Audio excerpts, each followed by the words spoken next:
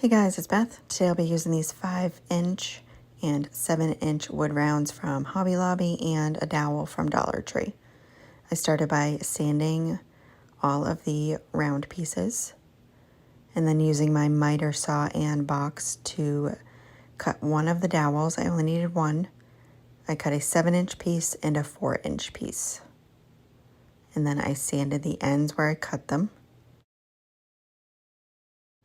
And then I took Waverly antique wax and brushed it on the wood rounds and the dowels, and then used a baby wipe to blend it in. And I did give all of those 2 coats of that.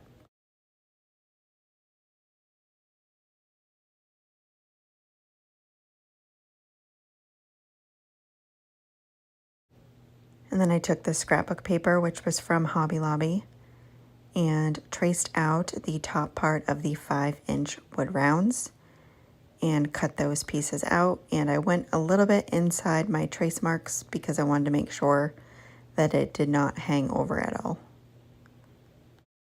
And then I set those aside because I'll be using the scrapbook paper later. And then I held my smaller wood rounds above the larger one to see where I needed the placement of my dowels. And once I had a good spot where I wanted them, I just used a Sharpie to make a mark, and then used a 732 drill bit and made a hole on those 2 markings and made sure that the drill bit went all the way through to the bottom of the wood round. Next, I marked off the center of the smaller round pieces and drilled a hole through both of those as well.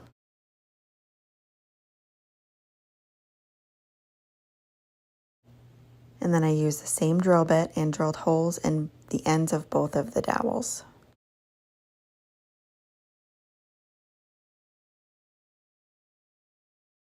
Next, I took some screws and I made sure that they were long enough to be sticking up through my large wood round. Screwed it all the way through so it's coming up from the bottom to the top. Added some wood glue over the screw and twisted on my dowel since I already made the hole on it. Wiped off any excess glue, and I did that to both of the dowels on the larger wood round. Then I took screws and went from the top to the bottom, making sure they were all the way through, with the screw sticking out a little bit on the bottom of the 5-inch wood rounds. Adding wood glue and twisting those pieces on to the dowels that are sticking up from the larger wood round.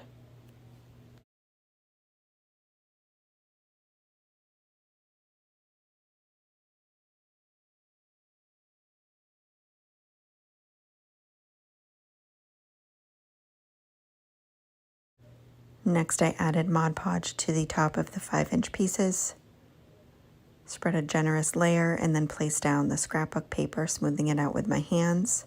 I did that to both of the 5-inch ones.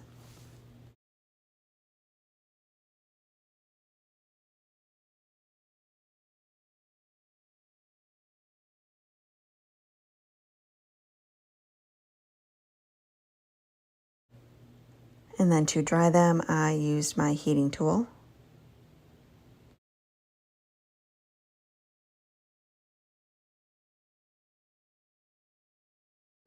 Once those were completely dry, I did an outer layer of Mod Podge on the top of the scrapbook paper. And then again, use my heating tool to dry it.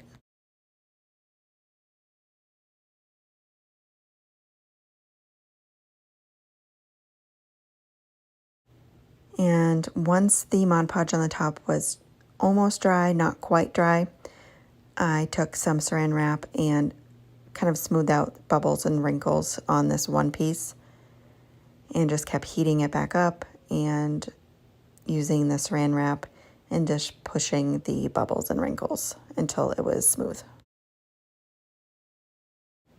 And that's it for this project. I love how it turned out.